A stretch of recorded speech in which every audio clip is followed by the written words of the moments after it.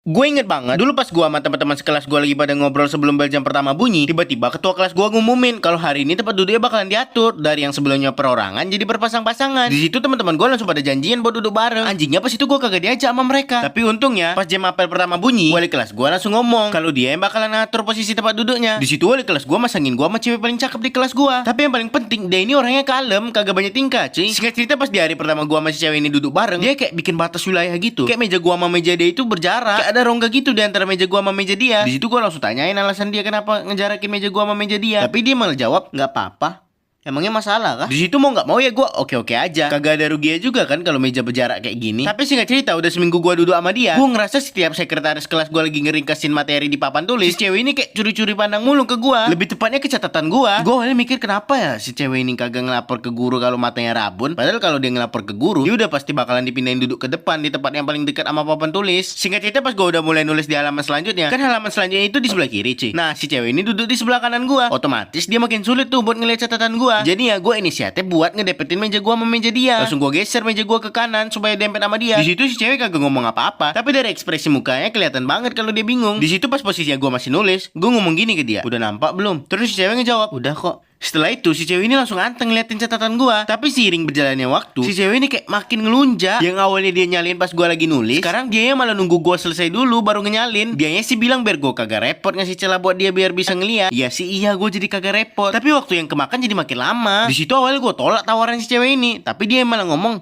"Santai aja Ren, ntar aku yang nganter bukunya. Kok duduk anteng aja di sini." Di situ gue mikir, iya juga ya. Gue jadi kagak perlu gerak. Tapi nyata ya di luar perkiraan gue. Gue jadi sering diomelin sama guru gara-gara sering ngumpul catatannya belakangan. Tapi aneh ya si cewek malah kagak diomelin. Alasan guru gue kagak marahin si cewek karena guru gue ngomong harusnya cowok itu lebih sigap, lebih cekatan. Gara-gara kejadian itu, gue jadi gedek parah sama si cewek. Kayak gue jadi kesel sama dia. Kayak nengok muka dia aja udah gedek gue. Jadi gue mutusin tuh buat kagak minjemin catatan gue ke dia. Jadi setiap selesai nyatet yang biasa gue oper buku gue ke si cewek, sekarang gue langsung ngumpulin buku gue ke depan, ke tempat si guru. Si cewek langsung ngomong tuh, "Kok gitu sih Ren?" Terus gue ngejawab, "Buku-buku aku kok." Terus si cewek itu kayak ngambek gitu. Di situ gue ngomong dalam hati, anjing nih orang play victim banget. Tapi apesnya play victim dia betul-betul yang bekerja ke gue. Gue ngomong kayak gitu karena dia berhasil ngebuat gue ngerasa kasihan ke dia. Jadi gue mutusin buat balik ke meja guru dan gue minta lagi buku catatan gue sama guru yang ngajar. Alasan gue pas itu buat dibaca ulang. Pas itu guru gue oke-oke aja dan dia ngembalikin buku gue. Setelah gue dapat balik buku gue pinjemin lah buku itu ke si cewek. Di situ si cewek langsung seneng banget, kelihatan dari mukanya. Gue di situ tiba-tiba kepikiran, kenapa harus minjem catatan gue ya?